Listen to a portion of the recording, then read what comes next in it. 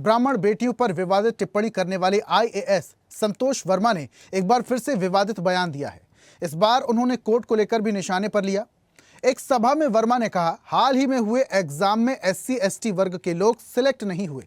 उन्होंने सवाल उठाया कि क्यों ब्राह्मण समाज का व्यक्ति आईएएस, आईपीएस या डीएसपी बन सकता है, लेकिन एससी एसटी वर्ग के लोग सिविल जज नहीं बन सकते। संतोष वर्मा के अनुसार उनके समाज के बच्चे क्लैट क्लियर कर एलएलबी और एलएलएम करने के बाद बड़ी सर्विस में चयनित हो जाते हैं, लेकिन सिविल जज की परीक्षा में 50% अंक लाना उनके लिए भी मुश्किल हो जाता है। इस बयान ने न्यायिक संस्थाओं और समाज में नया विवाद पैदा कर दिया है। वर्मा के इस बयान का समर्थन अजाक्स भी कर रहा है। अजाक्स का कहना है कि वर्मा जो कह रहे हैं, अजाक्स उसकी शिकायत पहले ही कोर्ट रजिस्ट्रार से कर चुका है। स्वदेश न्यूज ने इस मुद्दे पर अजाक्स के कार्यकारी अध्यक्ष एसएल सूर्यवंशी से खास बातचीत की। अजाक्स ने संतोष वर्मा के इस बयान का समर्थन भी किया है। तो संतोष वर्मा ने अभी हाल ही में एक बयान दिया था, उसके बाद इस बार जो उन्होंने भरे मंच से बातें कही हैं, इसको लेकर राजनीतिक सरगर्मी भी तेज हो चुकी है। तमाम लोगों की प्रतिक्रिया भी आ रही है, वो प्रतिक्रियाएं आपको सुनवाते हैं, सुनिए। अभी जो एग्जाम हुई उसमें हमारे एससी एसटी के लोग सिलेक्ट नहीं हुए, उनको योग्य उम्मीदवार नहीं मिले। लेकिन सिविल जज की ऐसी कौन सी एग्जाम होती है जिसमें हमारा बच्चा 40% 50% मार्क्स नहीं ला सकता? आपने उसके लिए कट ऑफ मार्क्स रख दिया 50%, और आपने ये तय कर लिया कि हमको इसको 49.95 नंबर देना है, 50 नंबर नहीं देना है। आपने देख लिया कि इंटरव्यू में हमको इसको 20 नंबर नहीं देना है, इसको 19.5 नंबर देना है। तो भाई कौन सिविल जज बना देगा हमारे बच्चों को?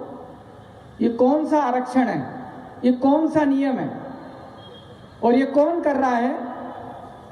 ये हमारा हाई कोर्ट कर रहा है, जिससे हम न्याय की उम्मीद करते हैं, जिससे हम बाबा साहब के संविधान के हिसाब से चलने की गारंटी मानते हैं, जिसको ये वहीं से हो रहा है।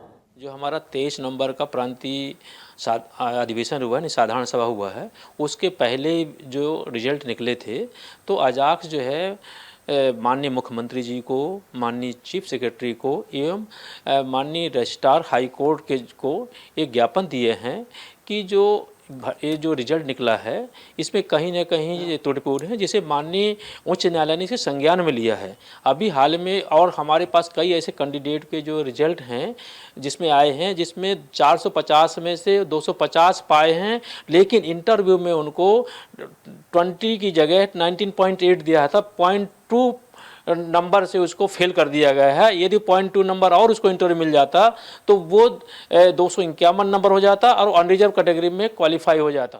और इस पर ज्यादा जानकारी के साथ हमारे सहयोगी अनिरुद्ध जी जुड़ चुके हैं, सीधा उनका रुख करेंगे, उनसे बात करेंगे। अनिरुद्ध जी, संतोष वर्मा इससे पहले भी अपने बयानों को लेकर सुर्खियों में थे, इस बार जो उन्होंने बातें कही हैं उसको लेकर भी वो काफी ज्यादा सुर्खियों में है, लेकिन उनकी इस बात का अजाक्स समर्थन कर रहा है। अजाक्स कह रहा है कि हमारे बच्चों को 0.02%, 0.02 नंबर से पीछे कर दिया जाता है, यही वजह है, इसलिए वो संतोष वर्मा के बयानों का समर्थन कर रहे हैं। क्या वाकई ये जो तथ्य पेश किए जा रहे हैं, जो बातें कही जा रही हैं, इसमें कोई दम है? बिल्कुल, संतोष वर्मा की बातों में और अजाक्स की बातों में बिल्कुल दम नहीं है, बल्कि 100% दम है। अभी हमने कुछ ही देर पहले अजाक्स के जो कार्यकारी अध्यक्ष हैं, मध्य प्रदेश अनुसूचित जाति जनजाति अधिकारी कर्मचारी संगठन अजाक्स के जो कार्यकारी अध्यक्ष हैं एसएल सूर्यवंशी, उनसे चर्चा की और उन्होंने पॉइंट टू पॉइंट पूरी बात की है स्वदेश न्यूज़ के साथ। और संतोष वर्मा तो आज कहीं उपलब्ध नहीं हुए, लेकिन उनका जो लगातार तीसरा ये बयान है और यह पूरा मामला है 23 नवंबर का, जिस दिन संतोष वर्मा ने आईएएस है अजाक्स के प्रदेश अध्यक्ष का पदभार ग्रहण किया था। भोपाल के सेकंड स्टॉप पे अंबेडकर मैदान पे सभा थी, उसी में उन्होंने ये सारे वक्तव्य दिए थे, भले से वो ब्राह्मणी की बेटियों को लेकर हो,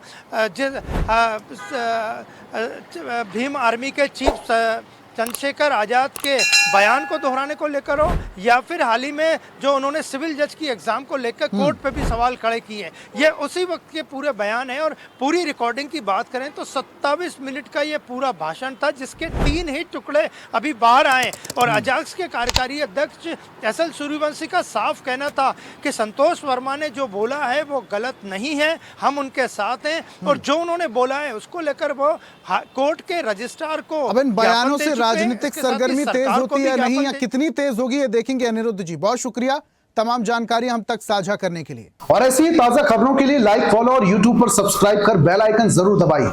और हर अपडेट के लिए विजिट कीजिए स्वदेशलाइव.com।